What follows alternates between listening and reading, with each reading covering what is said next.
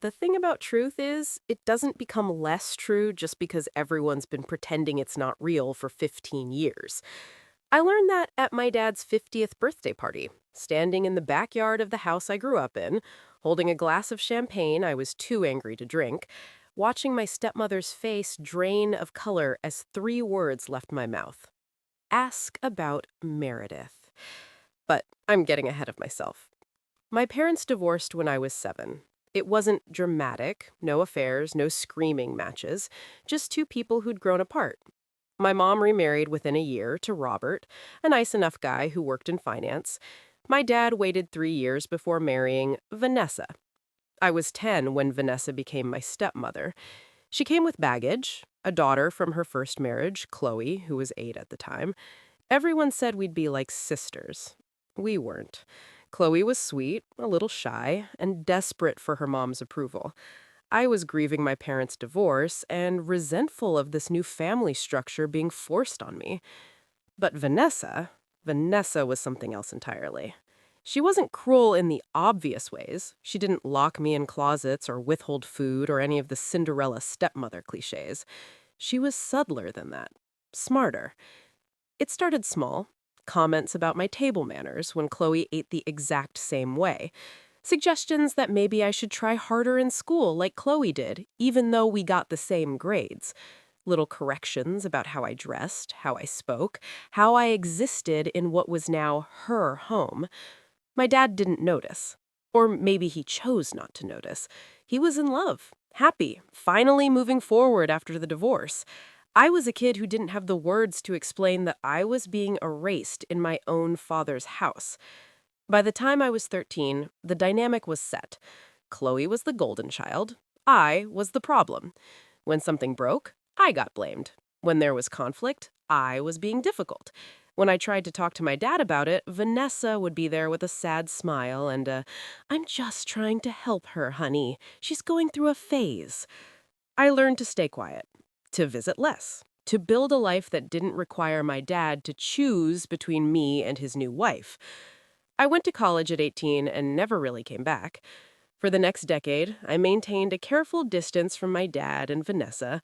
I came home for major holidays, Christmas, Thanksgiving, but I always had an excuse to leave early. Work, friends, plans, anything to avoid spending too much time in that house where I felt like a guest who'd overstayed their welcome. My dad and I talked on the phone every few weeks, surface level stuff.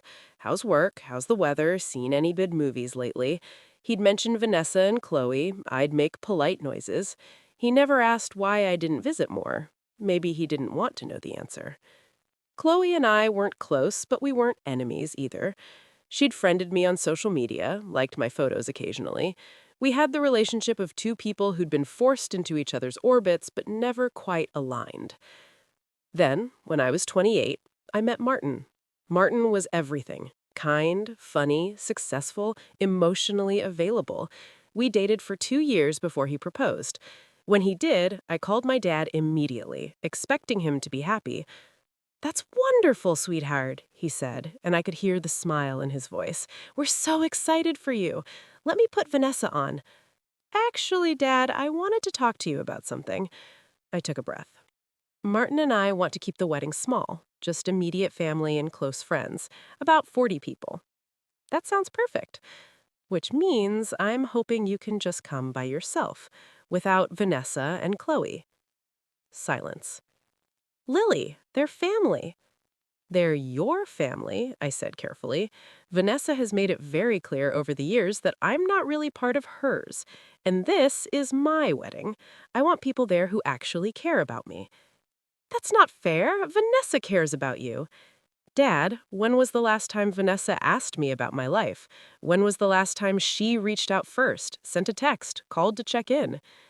More silence. He was thinking, trying to remember. He couldn't. "Exactly," I said. "I'm not trying to hurt anyone. I just want my wedding to be about me and Martin, not about managing Vanessa's feelings." The conversation went in circles for 30 minutes. My dad was hurt. He said I was being unfair, that families are complicated, that Vanessa would be devastated. I held firm. Finally, he said he'd talk to Vanessa and call me back. 2 days later, Vanessa called me directly, not my dad. Vanessa. Lily, your father told me about your concerns regarding the wedding. I waited. I want you to know that I'm deeply hurt by this, she continued, her voice tight. After everything I've done for you over the years, to be excluded from such an important moment, it's cruel. What have you done for me? I asked, genuinely curious. I welcomed you into our home. I treated you like my own daughter. No, you didn't. You treated Chloe like your daughter. You treated me like an obligation. That's not true. Vanessa, how old am I? Silence. How old am I repeated. You're 29? I'm 28. You've known me 18 years, and you don't know how old I am.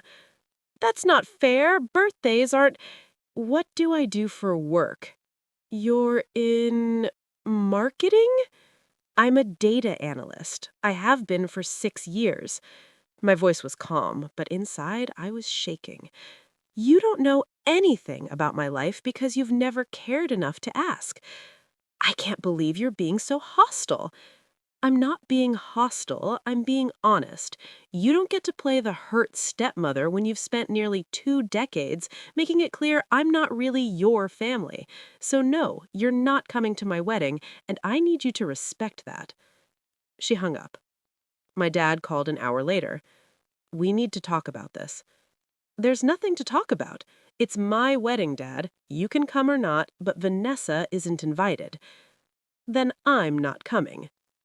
The words hit like a slap. What?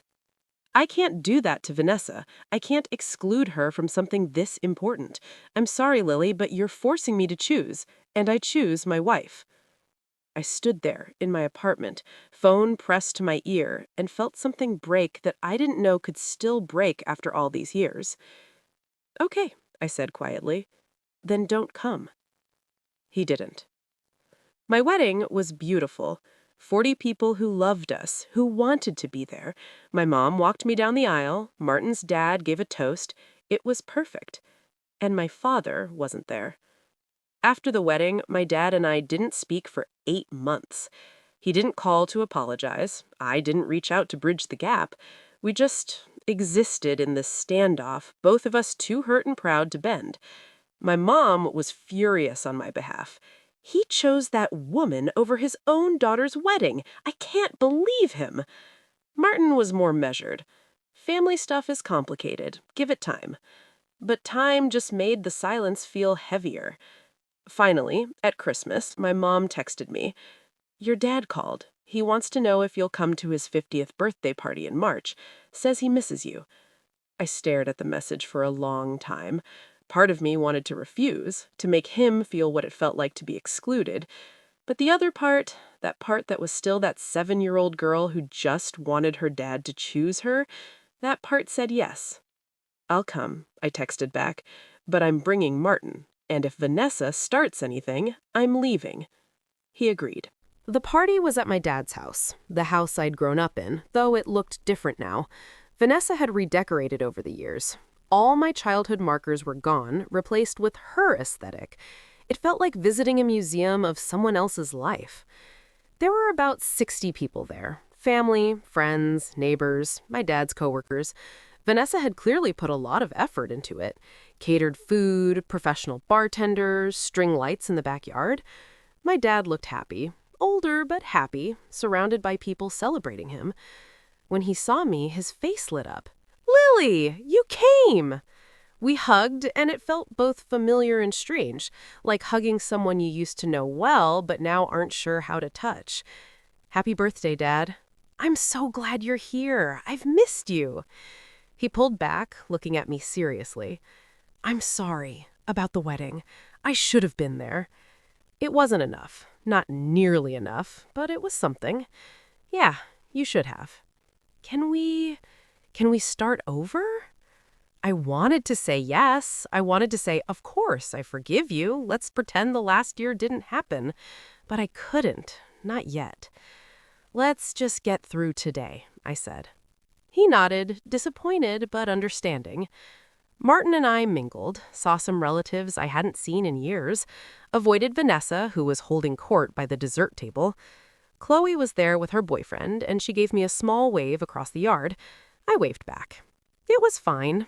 Tense, but fine. Then I went inside to use the bathroom. The house layout hadn't changed, so I knew which bathroom to use, the one upstairs, away from the party. As I walked down the hall, I heard voices coming from the master bedroom. The door was cracked open. I should have kept walking, should have minded my own business. But I heard my name.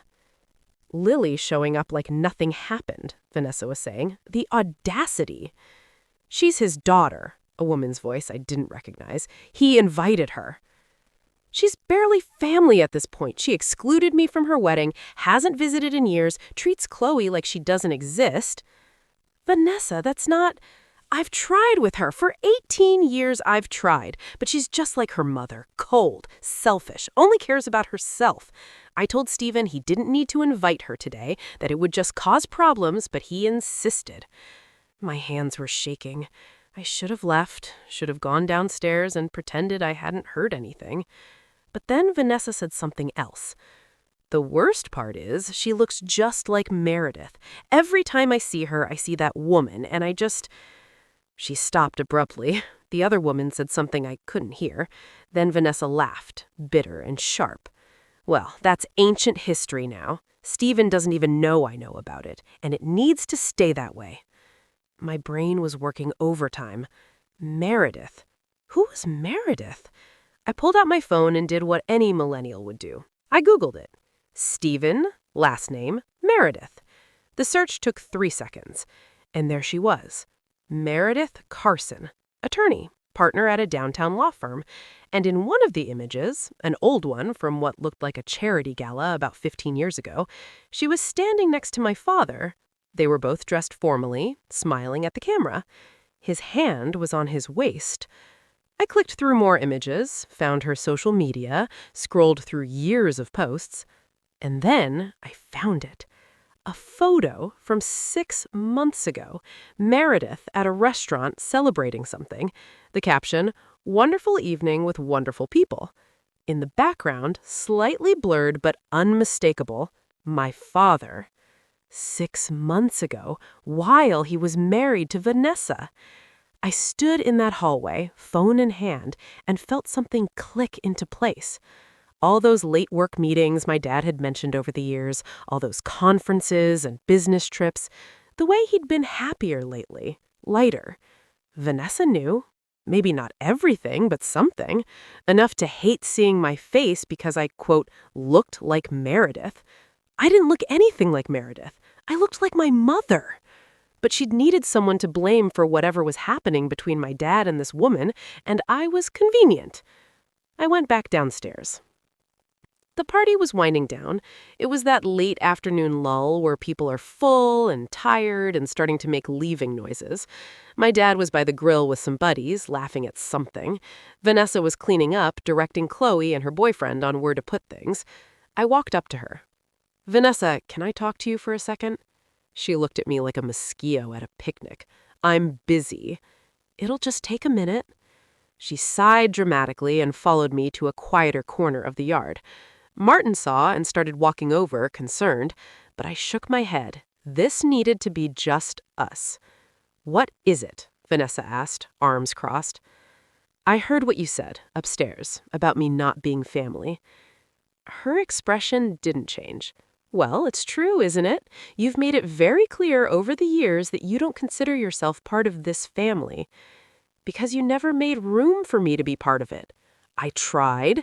No, you didn't. You tolerated me when you had to and erased me when you could. And I've spent years thinking there was something wrong with me, that I was the problem. You were a difficult child. I was a grieving child who needed her father, and you made sure I knew I was in the way." My voice was rising, and I could see people starting to notice. My dad looked over, frowning. "For 18 years, you've treated me like an intruder in my own father's life. This is my home. And you've said over and over that I'm not really family. So fine, you're right. I'm not your family." I took a breath. But I think the reason you hate seeing me isn't about me at all, is it? She went very still. What are you talking about? I heard you, Vanessa, talking about how I look like someone, about ancient history that my dad doesn't know you know about. The color drained from her face. You were eavesdropping. Who's Meredith? The backyard had gone quiet. Not completely. There was still music playing, still some conversations happening, but our corner had drawn attention. My dad was walking over now, concerned. I don't know what you're talking about, Vanessa said, but her voice was shaking. Meredith Carson, attorney. Pretty sure my dad and her have been seeing each other for a while now, maybe years. I looked directly at her. That's what this has all been about, hasn't it? You've known, or suspected, and you've taken it out on me because I'm an easier target than confronting your husband. Lily, what the hell? My dad started, but I held up a hand. You told your friend upstairs that I look just like Meredith, that it's ancient history, but Dad doesn't know you know about it. Turn to your father. Want to explain that, Dad? He looked like he'd been punched. Vanessa, what is she talking about? Vanessa's face had gone from pale to red. This is ridiculous. She's making things up. I'm not. I pulled out my phone, pulled up Meredith's social media. Here, 6 months ago. That's you in the background, Dad, at a restaurant with Meredith Carson. I handed him the phone, watched him look at it, watched the guilt flash across his face. Who is that? Vanessa asked, her voice dangerous. Nobody. What she, Stephen? The party had completely stopped now. Everyone was watching us. Chloe was standing by the house, hand over her mouth. Martin was next to me, ready to intervene if needed. My dad looked at Vanessa, then at me, then back at Vanessa. She's a friend, a colleague. Bullshit, Vanessa said. You're having an affair. It's not. How long? Her voice was shaking. How long, Stephen? He didn't answer. How long? 3 years, he said quietly. The sound Vanessa made was inhuman, rage and grief and betrayal all in one. She turned on me. You did this. You came here to ruin this day, to humiliate me. I came here because my dad invited me. You're the one who couldn't leave it alone. You're the one who spent 18 years punishing me for your husband's choices. Get out, she hissed. Get out of my house. It's not your house, my dad said, and his voice was different. Hollow. It's mine. I've been paying the mortgage. You don't get to kick out my daughter. Vanessa stared at him like she'd never seen him before. Then she grabbed her purse from a nearby chair and left. Just walked out. Chloe ran after her, crying. The backyard was completely silent. My dad looked at me. Lily, Don't, I said.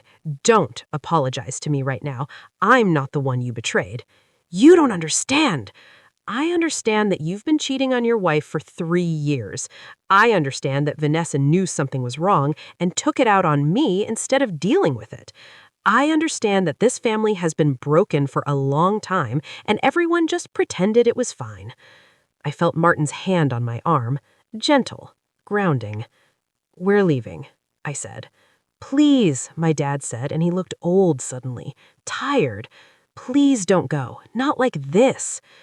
You didn't come to my wedding because I didn't invite Vanessa. You chose Vanessa over me, even though she'd spent years making me feel unwelcome, even though you had to have known how she treated me. My voice cracked. So yeah, I'm leaving, and maybe this time you'll realize what that costs. We left. The next 3 days were chaos. My phone exploded with texts and calls from relatives, all with variations of what happened at the party. I ignored most of them. The few I responded to got the same message. Ask my dad. Vanessa moved out that night, taking Chloe with her. According to family gossip, courtesy of my mom, who was getting updates from mutual friends, she'd filed for divorce by the end of the week.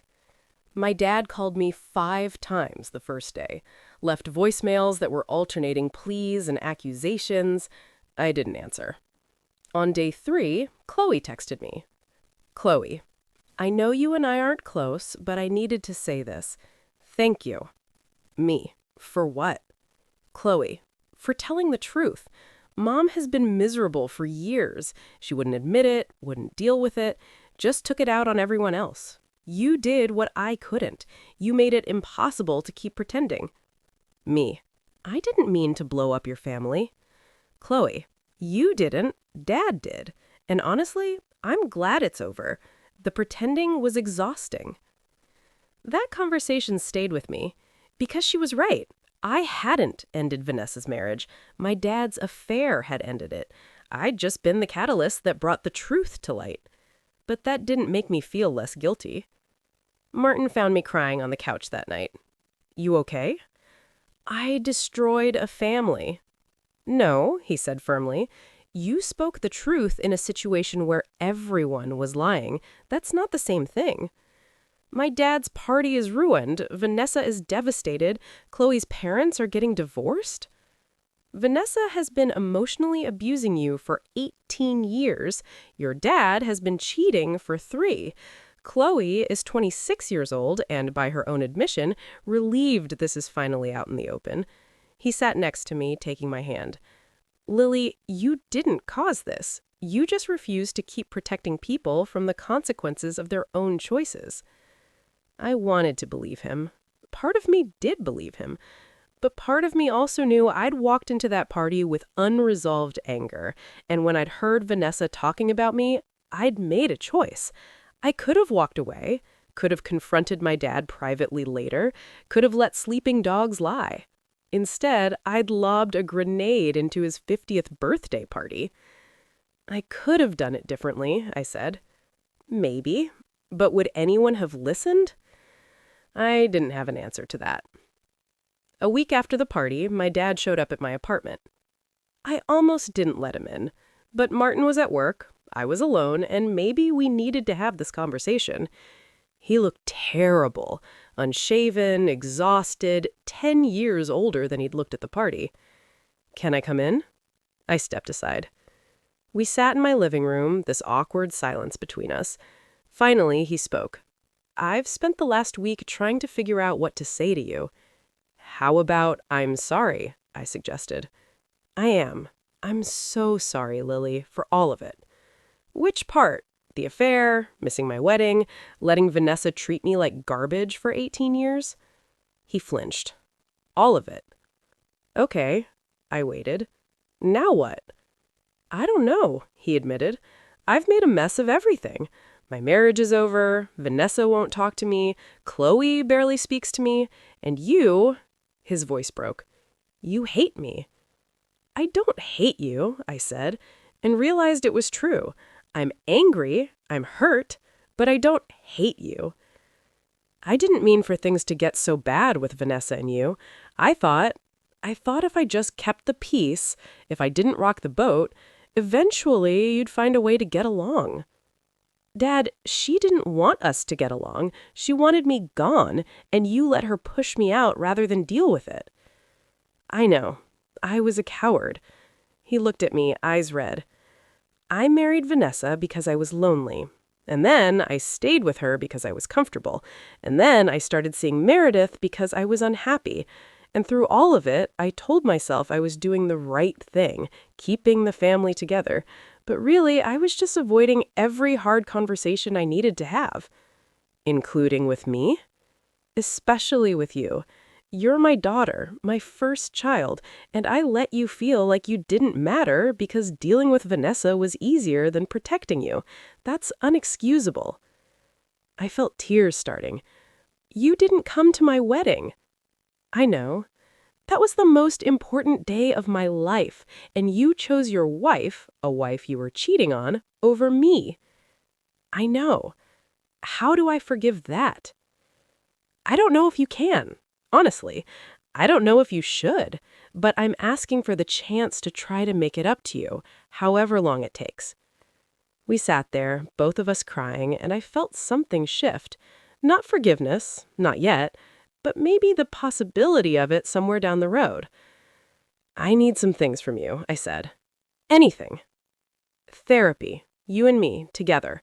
I need you to actually understand what the last 18 years have been like for me. Okay. And honesty. No more hiding things, no more keeping the peace at my expense. If something's wrong, we talk about it. I can do that. And you need to figure your shit out. The affair, Meredith, whatever you're doing, I can't have a relationship with you if you're actively lying to people. He nodded. Meredith and I are... It's complicated. Then uncomplicate it. Either you're together or you're not, but you don't get to have it both ways. You're right. I took a breath. And Dad, you need to apologize to Vanessa. He looked surprised. After what she did to you? She spent years taking out her pain about your affair on me. That was wrong, but you put her in that position. You lied to her for 3 years, and when she suspected something, she had no one to talk about it because you'd made her the villain. She deserves an apology, too. You're more mature than I am, he said sadly. Yeah, well, one of us had to be. We talked for another hour, made plans for therapy, agreed to have dinner the next week, just the two of us. It wasn't fixed, not by a long shot, but it was a start. As he was leaving, he paused at the door. For what it's worth, I'm proud of you. For what? Blowing up your party? For standing up for yourself, for refusing to be treated badly just to keep the peace. I should have done that years ago. He smiled sadly. You're stronger than I ever was. After he left, I called Martin at work. How'd it go? He asked. I think we're going to be okay, eventually. Good. You deserve that. Do I, though? I mean, I did ruin his marriage. Lily, Martin interrupted gently. His marriage was already ruined. You just made everyone stop pretending it wasn't. Therapy with my dad is hard, like really hard. Some sessions we make progress. Others we just sit there while a professional mediator helps us have basic conversations about feelings. But we're trying. Dad and Vanessa's divorce was finalized 2 months ago. It wasn't pretty. There was a lot of anger, a lot of lawyers, a lot of dividing up 18 years of shared life. But it's done. Vanessa sent me a letter last month, handwritten, 3 pages. In it, she apologized. Not for everything. She still thinks I was partly to blame for how things went down. But she acknowledged she'd taken her unhappiness on me, and that wasn't fair. I wrote back. Told her I forgave her, which was mostly true. Also told her I hoped she found peace and happiness moving forward. I don't think we'll ever be close, but maybe we don't have to be enemies. Chloe and I have gotten coffee a few times. Turns out we actually have things in common when we're not competing for parental attention. She's dealing with her own stuff, realizing how much of her childhood was shaped by her mom's anxiety and control issues. We're both learning that our parents' dysfunction wasn't about us. It's weirdly healing. As for my dad and Meredith, they're together, officially. He introduced me to her last month, this awkward lunch where everyone was too polite and trying too hard. She's nice, successful, smart, seems to genuinely care about my dad. I don't love that their relationship started as an affair, but it's not my relationship to judge. What I told him was, I don't have to approve of how this started, but if you're going to be with her, be with her. Don't do this halfway thing where you're ashamed or hiding. Own your choices. He took that to heart.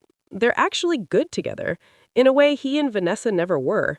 Sometimes the wrong relationship teaches you what you actually need. Martin and I celebrated our first anniversary last month. Small dinner, just the two of us. My dad sent flowers with a card that said, I'm sorry I wasn't there for the first one. I promised to be there for all the others. I cried when I read it.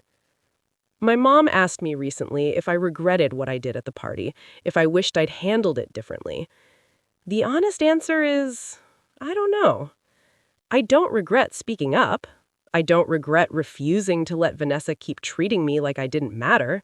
I don't regret forcing everyone to stop pretending that family was functional when it clearly wasn't. But I do regret the pain it caused, the humiliation of such a public revelation, the way Chloe found out about her dad's affair, the fact that dozens of party guests got front row seats to our family's dysfunction. There were gentler ways I could have done it. But would those gentler ways have actually changed anything? Or would everyone have kept lying, kept pretending, kept sacrificing my well-being to maintain appearances? I think about that a lot. People talk about family like it's sacred, like blood ties mean you owe people unlimited chances and unconditional acceptance.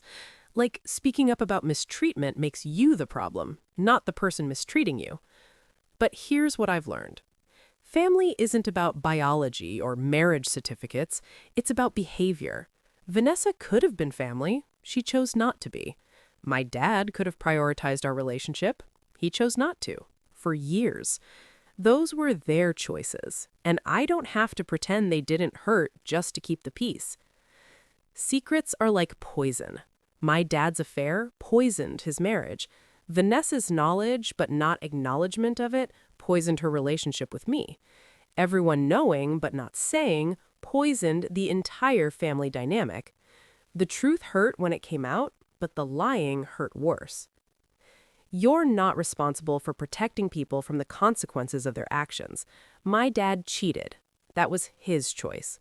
Vanessa emotionally neglected me. That was her choice. When the consequences of those choices showed up, it wasn't my job to shield them from it. Sometimes love means boundaries. I love my dad. I always will. But loving him doesn't mean accepting whatever treatment he or his wife dish out.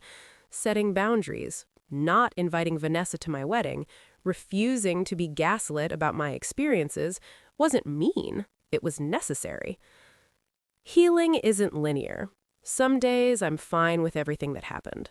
Other days I feel overwhelmed with guilt and sadness. Both can be true. I don't have to have it all figured out to move forward. This year, Thanksgiving looks different. Martin and I are hosting. My dad is coming, and Meredith. My mom and Robert. Chloe and her boyfriend. A few close friends. A chosen family built on actual care and respect, not obligation. Vanessa isn't coming, obviously, but we texted last week and she said she hoped it was a good day. That felt like growth for both of us. As I'm setting the table, my dad comes into the kitchen. Need help? Sure. Can you grab the wine glasses? We work in comfortable silence for a minute. Then he says, "Thank you." For what? For giving me another chance, for letting me be here. I look at him. Really look at him. He's different now. More honest, more present. The therapy is working. The relationship with Meredith, built in daylight instead of shadows, is working. We're working. You're my dad, I say simply. I was always going to give you another chance. I just needed you to actually show up for it. I'm here now. I know. Later, as everyone's gathered around the table, my dad stands up to make a toast. My stomach clenches. I'm not ready for some big emotional speech in front of everyone. But he just raises his glass and says, "To family. Not the one we're born into, but the one we choose to show up for." Everyone drinks to that. And as I look around the table at these people, my husband, my parents, my stepsister who's become a friend, my chosen family built on actual care and respect, not obligation, I realize something. I didn't end my stepmother's marriage that day at the party. I ended the lie we'd all been living. And from that ending came something new, something honest, something that might actually be healthy. It's not perfect. It's messy and complicated and still healing, but it's real. And that's enough. If you're in a family situation where you feel like you're walking on eggshells, where speaking truth makes you the villain, where keeping the peace means sacrificing your well-being, this is your permission to stop. You don't owe anyone your silence. You don't owe anyone your comfort at the expense of your dignity.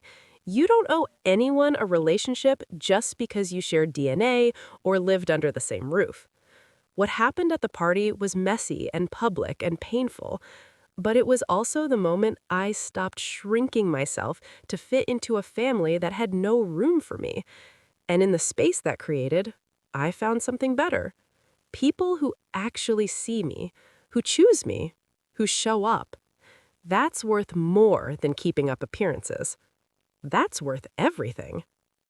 A year and a half after the party, something happened I didn't see coming. I got a letter in the mail. Handwritten, thick envelope, return address I didn't recognize. When I opened it, I found 5 pages of careful cursive and a check for $10,000. The letter was from Vanessa. Dear Lily, I've started this letter probably 50 times over the past year. Each time I convince myself I don't owe you this explanation, that what's done is done, that some things are better left unsaid.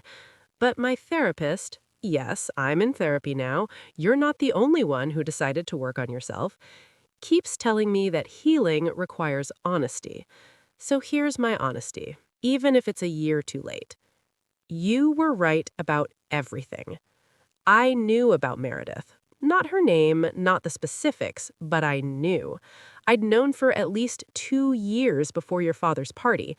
I found text messages, saw receipts from restaurants we'd never been to, noticed the way your father started dressing better, laughing more, being less present even when he was home. I could have confronted him, I should have confronted him, but I was terrified of what would happen if I did. Terrified he'd leave me, terrified of starting over at 48, terrified of admitting that my second marriage was also a failure. So I pretended I didn't know, and I made everyone around me pay for that pretending. Especially you. You're right that I never gave you a fair chance. From the moment I married your father, I saw you as a threat. You were this reminder that he had a whole life before me, that I was his second choice, that no matter how good a wife I was, I'd never be your mother. And as the marriage started crumbling, you became this convenient target for all my anger and insecurity. Every time you came over, I saw Stephen's first family, his first life, the life he had with your mother, a life he spoke with this wistful fondness he never had when talking about us. I resented you for being proof that he'd loved someone else first, maybe loved her better. That's not your fault. You were a child. You did nothing wrong. But I couldn't separate my feelings about your father from my feelings about you. And I made you carry the weight of our marriage problems for 18 years. When you didn't invite me to your wedding, I was devastated. But not for the reason I told everyone. I was devastated because it forced me to look at how I treated you, and I didn't like what I saw. It was easier to be angry at you than to face my own behavior. What you did at the party was cruel, but it was also necessary. You held up a mirror and made all of us look at what we'd become. Stephen had to face his affair. I had to face my complicity. Chloe had to face how much our dysfunction had affected her. Was it the kindest way to do it? No. But kindness hadn't worked with us. You'd tried being quiet, being accommodating, being the bigger person. None of that changed anything.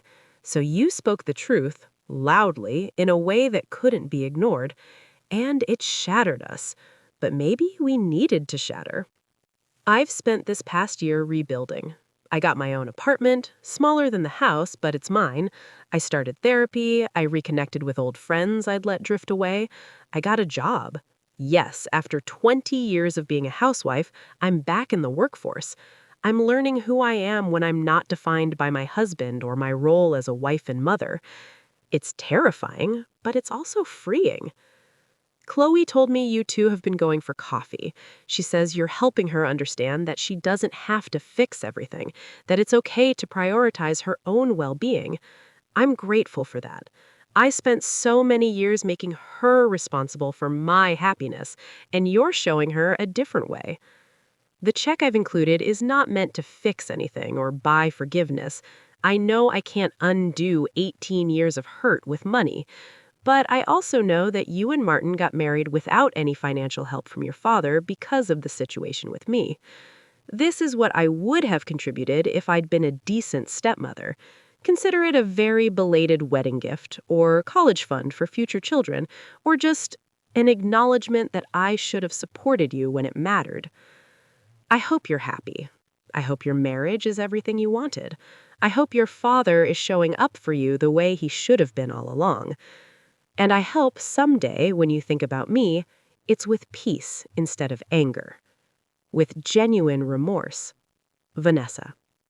I sat on my couch reading that letter 3 times, tears streaming down my face. Martin came home to find me like that, letter in one hand, check in the other. What happened? I handed him the letter, watched him read it, watched his expression shift from concern to surprise to something like sadness. "Wow," he said finally. "Yeah. Are you going to keep it? The check?" I looked at it. $10,000. Money we could actually use. We'd been talking about buying a house, and this could be a down payment, but it felt complicated, like accepting it meant something I wasn't sure I was ready to mean. "I don't know," I admitted. "Part of me wants to send it back, prove I didn't do any of this for money or vindication. But another part of me thinks she's right. We did get married without family support because of the situation. And if she wants to try and make amends, maybe not letting her is just punishing us both." Martin sat next to me, taking my hand. "There's no wrong answer here. Whatever you decide, I support you." I ended up cashing the check, but I also sent Vanessa a letter back. "Dear Vanessa, thank you for your honesty. It means more than you probably realize. You're right that what I did at the party was cruel. I've struggled with that. There were gentler ways to handle it, and I chose the nuclear option because I was angry and hurt and tired of being invisible. I'm not proud of that, even though I don't regret speaking the truth. I accept your apology. I also accept your gift, with gratitude. Martin and I are looking at houses, and this will help us build the life we want. I don't know if we'll ever be close. The wounds are deep, and healing takes time. But I'm glad you're doing the work. I'm glad you're finding yourself outside of your marriage, and I'm glad Chloe has her mom back. Not the version of you that was drowning in unhappiness, but the real you. I forgive you, Vanessa. Not because what you did was okay, but because holding on to the anger was hurting me more than it was hurting you. I forgive you, and I let it go. I hope you find happiness too. Real happiness, the kind that comes from being honest with yourself. Take care, Lily." 2 years after the infamous birthday party, my dad asked if he could do something for Martin and me. "I know I missed your actual wedding," he said over one of our weekly dinners, "and I can never get that back. But I'd like to throw you a reception, a celebration, something where all the people who love you can come together and celebrate your marriage properly." I immediately started shaking my head. "Dad, you don't have to." "I want to. Please, let me do this." Martin and I talked about it for weeks. On one hand, it felt weird to have a reception 3 years after getting married. On the other hand, we'd never had that moment. The big celebration, the family gathering, the public acknowledgement of our relationship. "Only if we do it our way," I told my dad. "Our guest list, our choices. You're hosting, not controlling." "Deal." The planning was surprisingly fun. Dad and Meredith handled logistics, but they checked in with us on every decision. Martin's family was thrilled. They'd missed the actual wedding too, and were excited to celebrate. My mom and Robert offered to help with costs. And then I did something that surprised even me. I invited Vanessa and Chloe. Martin looked at me like I'd lost my mind. "Are you sure about that?" "No," I admitted. "But Vanessa wrote that letter. She's been respectful. And Chloe has become not quite a friend, but something. I think I want them there. Is that crazy?" "It's generous. I hope they appreciate it." Vanessa responded to the invitation with a phone call. I almost didn't answer, but curiosity won out. "Lily," she said when I picked up, "I got your invitation. You don't have to come if it's too awkward. I want to come, if you're okay with it." She paused. "I was also wondering, I know this might be completely inappropriate, but would you let me make the cake?" I blinked. "What?" "I've been taking baking classes. It's become this hobby, and I'd really love to make your wedding cake as a gift, as I don't know, a way to give you something I should have given you years ago." It was so unexpected that I almost laughed. "You want to make me a wedding cake?" I know it's weird. You can absolutely say no, but I've been practicing and I'm actually pretty good, and it would mean a lot to me to be able to do this for you. I thought about the symbolism of Vanessa, the woman who'd made my childhood hell, baking me a cake. How circular and strange and weirdly healing that felt. Okay, I heard myself say, but I want to see photos of your practice cakes first. No offense, but I'm not risking food poisoning at my own reception. She laughed. Actually laughed. Fair enough. I'll send you my portfolio. The reception was beautiful. We held it at a garden venue in late spring. About 80 people came. Family, friends, coworkers, people who mattered to us.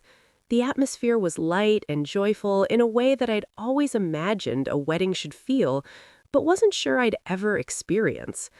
My dad walked me into the reception hall. Not down an aisle, we'd already done the official ceremony, but into the party, symbolically. He was crying before we even made it through the door.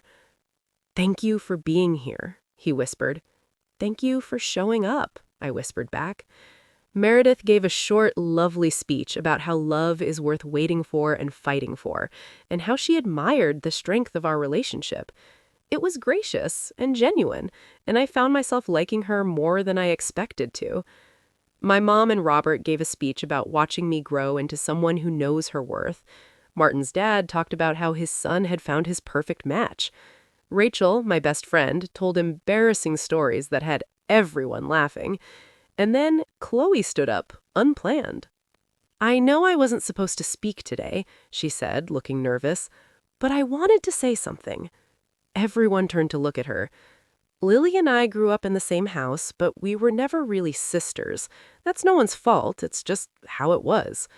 But in the past 2 years, since everything changed, Lily has been more of a sister to me than she ever was before. She looked at me.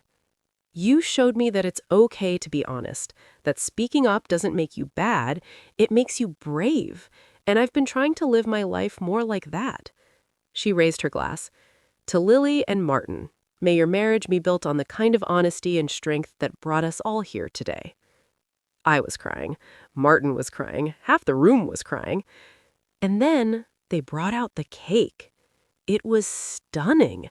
3 tiers, elegantly decorated with fresh flowers and delicate piping. You could tell it was made with care, with love, even. Vanessa had stayed in the background for most of the reception, sitting quietly with Chloe, but when they brought out the cake, I caught her eye and gestured for her to come over. "It's beautiful," I told her. "Thank you for letting me do this," she said quietly. "Thank you for doing it." We stood there for a moment. This woman who'd made my childhood difficult, and me, the girl who'd blown up her marriage, and I felt not friendship exactly, but peace, resolution. "I'm glad you came," I said. "Me too." When Martin and I cut the cake, carefully, gently, laughing at how seriously we were taking it, I thought about that other cake, the birthday cake at my dad's party, the moment that started all of this. That cake ended things. This cake was celebrating a beginning. It's been 5 years since the party, 7 since I got married, and life is good, really good. Martin and I bought a house, we have a dog, we're talking about kids. My career is thriving, his is too. We've built this life that's ours, not defined by anyone else's expectations or dysfunction. My relationship with my dad is strong. We talk twice a week, have dinner once a month. Him and Meredith got married last year. A small ceremony that I helped plan. It was lovely. He's happy in a way I've never seen him before, and that makes me happy too. Chloe and I have coffee every few weeks. She got engaged recently and asked if I'd be a bridesmaid. I said yes. We're not best friends, but we're sisters in the way that matters. We show up for each other. Vanessa and I are cordial. We're not close, probably never will be, but there's respect there. Understanding. She sends me a card every year on my wedding anniversary. I send one on her birthday. It's enough. My mom remains my rock. She was right about so much, about standing up for myself, about not accepting less than I deserve, and about building a life that makes me happy. Last month, I got a call from my dad. "Hey, sweetheart, random question. Do you and Martin want to go on vacation with Meredith and me this summer? Nothing fancy, just a week at the beach. Separate condos, but nearby. 5 years ago, I would have made up an excuse, would have protected myself from potential hurt by keeping distance. Instead, I said, "That sounds really nice, Dad. Let me check with Martin, but I think we'd love that." "Really? Really? We're good, Dad. You've done the work. We're good." His voice got thick. "I'm so proud of you, Lily.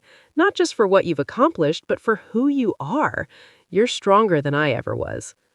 "I learned from watching what not to do," I said, but gently. "And then you showed me it's never too late to change course." People ask me sometimes if I regret what happened at the party, if I wished I'd handled things differently, kept the secret, let sleeping dogs lie.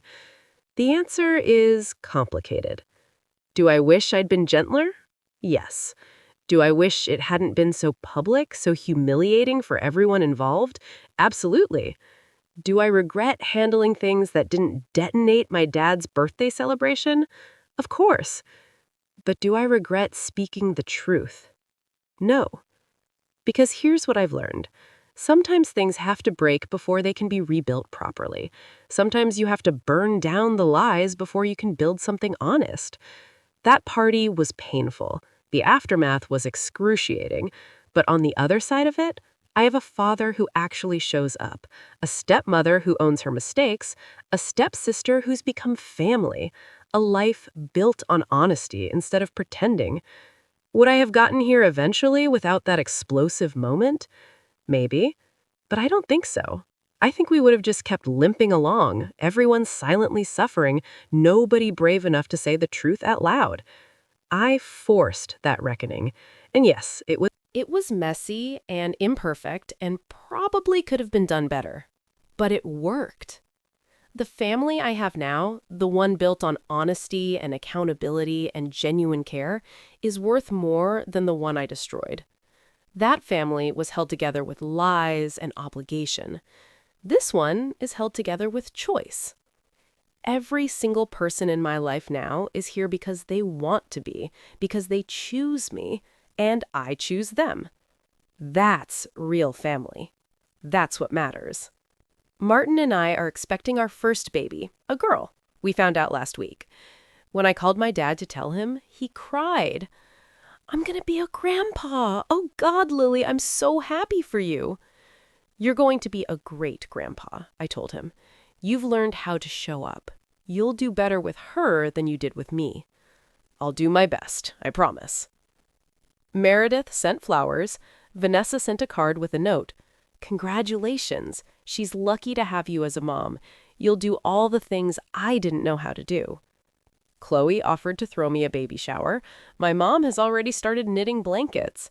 And I realized this baby is going to be born into a family that's been broken and rebuilt, into a family that knows how to apologize, how to change, how to choose each other even when it's hard. She'll never know the version of us that pretended everything was fine while drowning in dysfunction. She'll only know this version, the honest one, the imperfect one, the one that shows up. I think about that party sometimes, about standing in the backyard, saying those 3 words that changed everything. Ask about Meredith. It was the most destructive and constructive thing I've ever done. And I'd do it again. Not because I'm vindictive or cruel, but because my daughter deserves better than watching her mother shrink herself to keep the peace. She deserves to see a woman who speaks up even when it's hard, who draws boundaries even when it disappoints people, who builds a life on honesty even when lies would be easier. She deserves to see what I finally learned. Your voice matters. Your truth matters. You matter. Even when, especially when, other people want you to stay quiet. To anyone reading this who's carrying secrets to protect someone else, you're not responsible for shielding people from the consequences of their own choices. To anyone who's been the scapegoat in their family, it's not your fault, and you don't have to keep playing that role.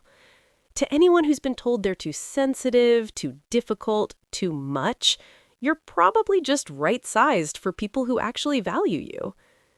And to anyone wondering if speaking up is worth it, sometimes it costs everything. Sometimes it costs nothing. But silence always costs your self-respect. Choose yourself, even when it's hard, especially when it's hard. Your future self will thank you. And maybe, if you're lucky like I was, the people who hurt you will eventually thank you too for caring enough about all of you to refuse to keep lying. That's not cruelty. That's love. Hard love, honest love, uncomfortable love, but love all the same. This story is dedicated to anyone who's ever been told to keep the peace at the expense of their own peace. May you find the courage to speak, the strength to withstand the fallout, and the grace to rebuild something better from the ashes. You deserve a family that chooses you, and if you don't have that, you deserve the courage to build one that does. It's never too late to stop pretending. It's never too late to start healing. It's never too late to choose yourself.